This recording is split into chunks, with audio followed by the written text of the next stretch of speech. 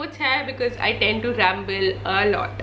This is not your basic, you have to be financially ready for the child and you have to make the house ready for the child. Not that kind of advice. I'm sure that is brilliant advice, but this advice gets a little personal. Hi, this is RGV and you're watching RGV Love, where I am the crazy Indian mother. In case you don't know, my name is Roli and I am mother to Aryaveer, who is 17 months old. How to know if you're ready to have a baby? So we were 3 years married when we kind of decided that we wanted to have a baby. Aryaveer was completely planned. Now of course, I'm sure you're aware there are 2 ways of having a baby. Number 1 is you just have a baby, it's unplanned, it's a surprise, it happens, everyone's happy. The second one is when you plan to have a baby, and that's when a little bit of a problem comes in, because you don't know if you're like, if you waited to have a baby, then the kind of doubt sets in that, am I ready to have a baby? Having a baby is a huge life change, and honestly there's no checklist that I can give you that can make it easy for you, or that can make you like 100% sure that, oh my god, now I know that I'm ready to have a baby. In fact, it doesn't work that way at all. I don't think anybody can ever be ready to have a baby, because you know, up till that point you don't have the baby, you have never ever experienced anything like that. I mean, I know I have people come up to me, tell me, you know what, I have dogs and I think I can handle a baby. Or I have people come up to me and say, you know what, I like my sister had a baby, or my best friend has a baby, or my relative has a baby, I've seen that baby, you know, grow up very close enough, so I kind of have an idea. No. No, you don't have an idea. No. Okay, maybe you have like an advantage that you have seen somebody that young, but that still doesn't make you ready to have a baby, because when you have, like, every baby is different, every mother is different, every father is different, every parent is different, every family is different. So just because you've seen somebody else like have a baby doesn't mean that you are ready for a baby. As for dogs and babies are the same thing. Please don't even get me started on that. So how do you know if you're ready for a baby or not? I know I said I won't give you a checklist, but well, this is the only way I can make it kind of a little bit easier for you, so I am going to give you a bit of a checklist. Number 1, how long have you known your partner?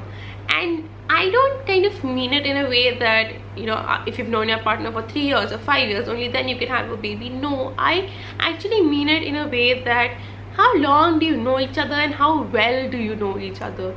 Like, I think in a funny way, if I can say it, is that, have you guys smelled each other's farts long enough? Like, if you're still in the phase of the relationship where you can't fart in front of each other, I'm pretty sure you're not ready to have a baby. A baby changes the dimensions of your relationship in a huge way. And while mostly a baby does bring you closer, but if your relationship is already like kind of rocky and already not in a good phase, a baby will definitely break it. I know, you know, bade buzurg kehte hain ki if you have a baby, then all your problems will be sorted out. So if you're fighting, you should have a baby and you will gel together. That's actually quite the opposite. Having a baby challenges you and challenges your relationship in such a huge way. I mean, everybody is on half sleep, everybody is caffeinated, everybody is like their temper and their kind of patient level is like right at the tip, because having a baby honestly changes your life upside down. You're not ready for that change, and then on top of that, if you're having problems with your partner, it's just everything's just gonna blow out of proportion, and your relationship would probably not even survive it. Surviving a baby is, I think, more appropriate. How to survive a baby, I should make a video on that. So I think point number 1 is to kind of understand that, do you know each other well enough, in sense that if, say, for 10 days you and your partner don't even have the time to talk to each other, can you survive that? Because at times that might still be the case. Number 2, this might get awkward, and if family is watching this, kind of just skip 5 minutes ahead of this. Embarrassing. So number 2 is sex part of your relationship, or is sex your relationship? It's a very important question, because first of all, after giving birth, you won't even be allowed to have sex for the first 6 weeks, I think. And then even after that, sometimes you would just be mentally, physically tired. Not even physically tired, you'll just be mentally tired, and you'll just be like, you know what, just just give me space. I just need my space. I don't want to talk to anybody. I don't want to do anything. I just want to sleep. You might be in that condition for a long time. So if your relation, now it's perfectly okay if your relationship is based only on sex, and that's okay, but to bring a baby into that would be a bit of a challenge. So if it's just like, if sex is just like a part of your relationship, it's just something that, you know, happens between the two of you, but that's not what the relationship is about, then I think it's okay. But if your relationship is only about sex, then you might reconsider the baby. It might, like, it will be challenging for sure. So number 2 point, make sure that you discuss with your partner that if you are like kind of okay being just friends for a while, you know, like you are there, I am there, we're raising this baby. That's all that's happening between us right now. Number 3, do you have a strong support system? No, this is not similar to the first point. The support system is not about you and your partner supporting each other. No, this is about who's supporting you. You and your partner are the primary caregiver. You and your partner are the primary caregiver to the baby. But who's caring for the caregiver? It's so important for you to have family or a group of friends that will take care of you and not the baby, because you are there to take care of the baby. Your partner is more than happy to take care of the baby, but you need somebody to take care of you as well. I think in India, one of the greatest things that we have, one of the only tradition, like old traditions that I personally think is, although it's restricting but still actually good for the mother, is that for some amount of days you're not allowed to leave the house, or you're not allowed to, you know, go into the kitchen, or you're not supposed to do stuff. When initially all of this wasn't really imposed on me, except maybe the kitchen thing. When this was kind of told to me, I was annoyed, as in why, but I think it helped a lot, because it helped me relax, and it helped me kind of just tell other people what I wanted, and I would just get it. So you need those people around you.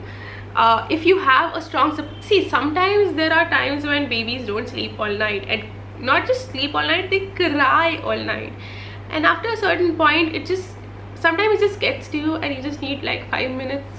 You just need 5 minutes, and maybe your partner's all timed out as well, and to have a third person or a fourth person, or especially to have a family member there, it's always positive. You don't necessarily have to. I know millions and millions of people raise a baby alone. There are single parents out there who are raising babies alone, but if there's a possibility for you to have a support system, I would definitely kind of look into it, that who is a support system. Even I'm sure single parents would probably sometimes need friends just to talk to, you know. So that is also kind of important while having, you know, if you're thinking of if you're ready to have a baby or not. The number 3 point is to make sure that you have somebody to take care of you. Number 4, I know I told you I'm not going to give you a lot of financial advice. I am going to trust you to know your finances, and trust you to know your money. Basically, I am nobody to tell you how to spend or how to save, basically, because like I'm really bad at it. But I just want to like make a quick point about finances, that babies are expensive. They're super expensive. They change diapers every 5 to 6 to 10 times a day. You don't know how many diapers you'll be changing, and diapers are expensive. Wipes are super expensive. Baby products are expensive. Babies, they need new clothes almost every 3 months. It's sometimes even quicker than 3 months, and they don't even need like one piece of cloth, or like trust me, Arabi sometimes goes through 3 to 4 shorts in a day, and 2 like pants or shorts in a day. So obviously I need so much clothes just so that I have some clothes or the other available for him, not just because I want to dress him fancy, but I just need, we need clothes. And of course you have the medical bills as well. There are vaccination, there are this and that. So babies are expensive. The number 4 point is make sure that you are financially stable and you have saved up, and make sure, like, if you're kind of on a budget, if finances are a strain, then kind of calculate the amount of money that you have saved up. Calculate, will that be enough for a year? And then kind of like with a baby, you never know what expenses you might face, right? So if you have money saved up, like, see, this is a very vague advice from somebody who's really bad at finances, but this is the only advice I can give, is do you have enough saving to last both the partners and the baby? So all three people, all of their expenses covered, all the household expenses covered. Do you have all of that money saved up for a year? So if for a year, if nobody works, do you have money enough for that? And number 5 is a point that actually my husband came up with, and I quite agree. How do you know that you're ready to have a baby? You just know. I know this would be like, really, are you stupid? But you just know. If you're watching this video, or if you're kind of googling, how do I know if I'm ready to have a baby, you're probably not ready to have a baby. There's something that is stopping you. There's something that has you have a doubt in your mind. Now you have to sit with your partner and understand, why did I watch this video? Why do I have the doubt in my mind? What is it that is stopping me from having a baby? Because when you're ready, you just are ready. It's a very different kind of feeling. You don't have any reasons to say no. It doesn't mean that you're not afraid to have a baby. You are super afraid to have a baby. I mean, even before you go into labor, you're still afraid to have the baby. That's different. But to not be ready to have a baby is very different. I don't know if I'm making sense.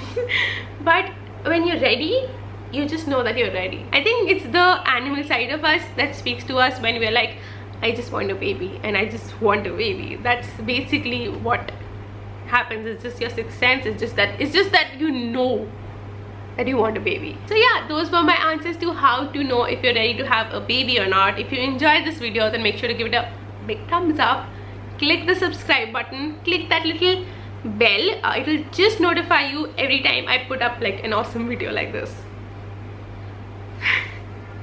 Anyways, I'll see you guys soon. Bye.